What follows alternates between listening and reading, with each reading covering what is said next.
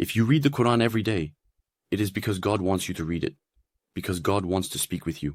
When you read the Quran, it is because God is addressing you, and it is because He wants to converse with you. Otherwise, you do not read the Quran, which means that it does not want to speak to you.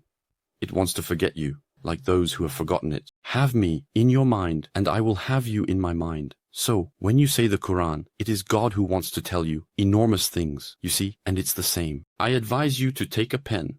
You see, like me, my little sheets, you see, even now, I have taken notes. I recommend taking as I was advised, and that's what I do today, which is to take an embodied pen, and then when the urge comes, there it is, to note a verse, the chapter, the verse, to write it down. I write it like this. That's how I do it. There you go. Then it will give you your own sheets, and only you can know what will speak to you in the Quran. Everyone has their own sensitivity. There are verses that resonate with us more than others, etc., because it resonates with you. So, it means you need it. And it is God who will ensure that there is a verse that will speak to you when you feel the need or desire for it. You should take note of that, but you must not, absolutely not, read the Quran. Reading it like you would read how to fix an engine. You read it. You need to meditate on it. You should try to read it as slowly as possible. Read it, because I tend to read it. Sometimes I get caught up. I read, in fact. I retained one word from 12 pages because I let myself go with the reading. In reality, we should read word by word. In fact, we should read word by word.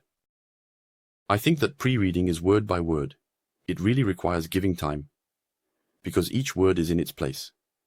And when we read fluently, there are subtleties that we don't see. In fact, sometimes there is a word that, when changed, alters the entire perception of the mind regarding the verse. But we are not aware of it, because we are used to reading other books rather than revealed books. So, we are accustomed to a mechanism that we learned in school, etc. There, it is God. He is speaking. And these words, they are exactly where they belong. God. And so on. You see, it's not even the letters God, he says, start with those letters, because they are in their place. They have a meaning. They hold a secret. So, there you go. So that means that. Imagine the words. When already a letter it has, as if you were saying A, B, E, Z. Sos, Eos. It's important. These letters need to be pronounced, so you can imagine the words and phrases, beyond the secret that these letters hold. Therefore, normally, we should read them. One should read much more slowly than I did myself. If I sabotage the reading, I am sorry. And so, do not just read and get used to it.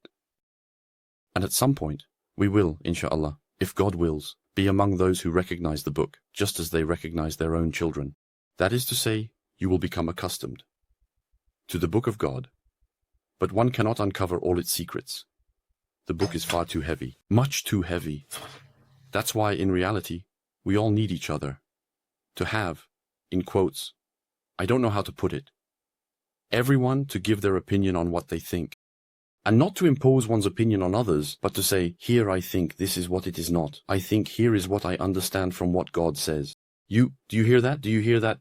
And at some point, God, see, He arbitrates between us. That's what I'm telling you. This is what I wanted to say to you. Finally, what I wanted. Did you understand me? So we need each other. No one carries the book alone. That doesn't exist. Here, I have taught you the book. I created man. The book is within us. You just need to wake it up. And to wake it up, you have to water it. What do you water it with? With the water of life. It's called the Quran.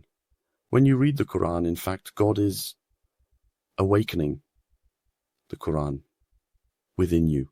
He waters your soul to bring forth, to gush out the Quran that is within you, like rain falling on arid land that is dead, which swells and produces all kinds of flowers, food, or sculptures, whereas it was once dead earth. And so God revives our souls by nourishing us with his word.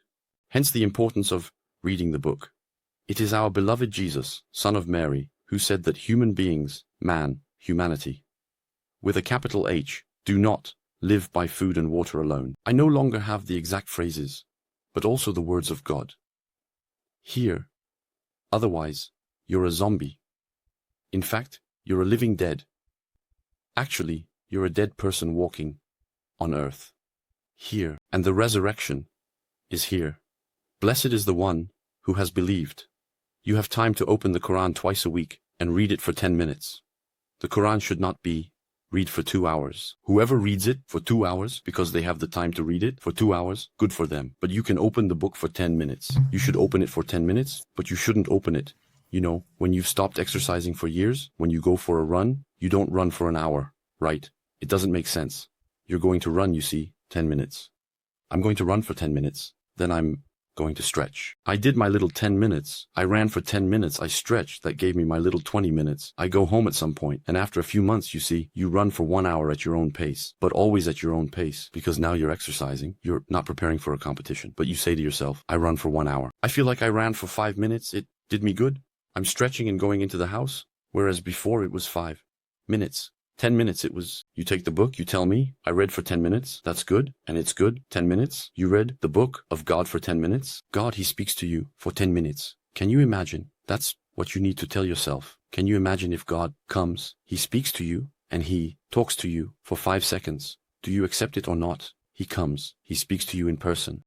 You, God, he spoke to me. There you go, he uttered a sentence. Can you believe it? Yes, he spoke to me. It's exactly the same thing. God is speaking to you for 10 minutes. He is talking to you. It's not nothing.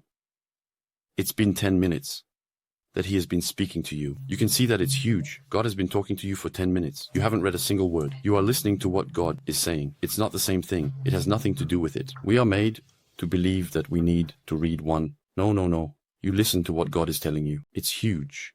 We are not really aware of what it means to read the Torah, the Gospel, the Quran, the Psalms. We don't realize it. We think we have read. We have read, yes, what God says and all, but it doesn't stay with us because we are used to it like that. We read a novel, we read one from an author, and God becomes an author. No, God is the creator of the heavens and the earth and everything in between. It has nothing to do with that. God is speaking to you. He didn't write one like I did. I wrote one. I'm giving you my opinion on certain points, etc., etc. I'm giving you an opinion, but it's an opinion that I have. No, there, God is not